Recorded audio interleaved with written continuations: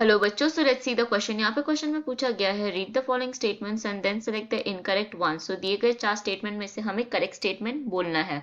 First में है the coordinated activities of the legume and rhizobium bacteria depend on chemical interaction between the symbiotic partners.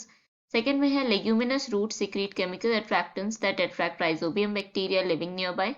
Third में है N P and K usually do not get deficient in soil due to their low plant requirement. And fourth में है nitrogen cycle is regular circulation of nitrogen amongst living organism with its reservoir pool in lithosphere and cycling pool in atmosphere.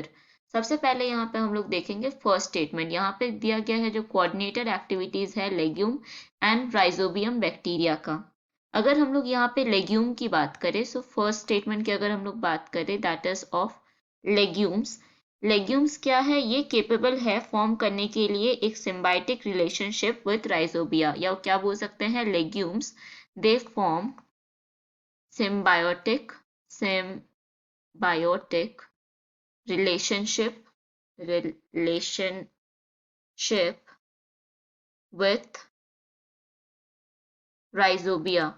And ये जो rhizobium है या जो rhizobia है, ये क्या है, ये एक नाइट्रोजन फिक्सिंग सॉइल बैक्टीरिया है। ये क्या करता है, नाइट्रोजन फिक्सेशन का काम करता है। दैट मीन्स जो एटमॉस्फेरिक नाइट्रोजन है उसको कन्वर्ट कर देता है इनटू अमोनिया, जो कि प्लांट यूज कर सके।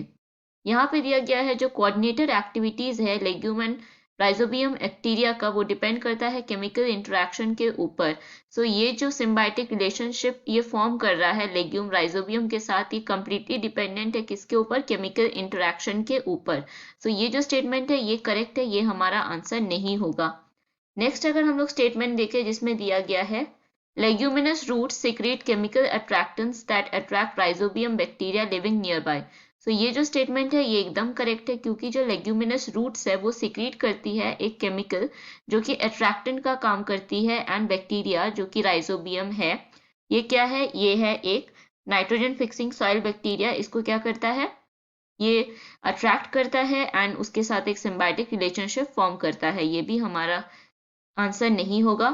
नेक्स्ट स्टेटमेंट में यहाँ पे दिया गया है N P and K usually do not get deficient in soil due to the low plant requirement. So ये जो स्टेटमेंट है इसके बारे में हम लोग नेक्स्ट देखेंगे। अगर नंबर थर्ड स्टेटमेंट की बात करें, दैट इज यहाँ पे नाइट्रोजन की बात की जा रही है।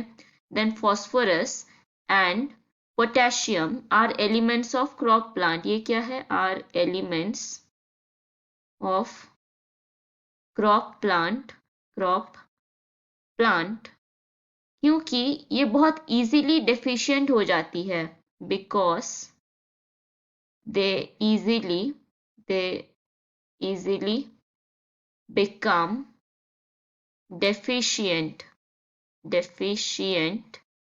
in the soil due to higher plant requirement,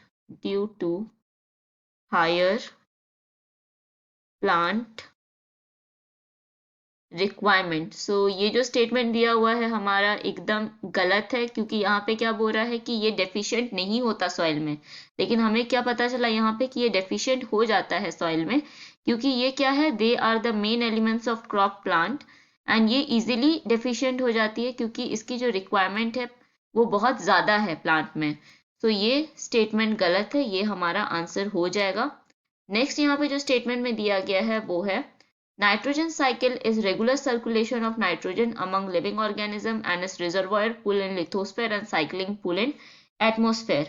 यहाँ पे जो नाइट्रोजन साइकिल बोला गया है, it is a regular circulation of nitrogen among living organism, ये सही बोला गया है।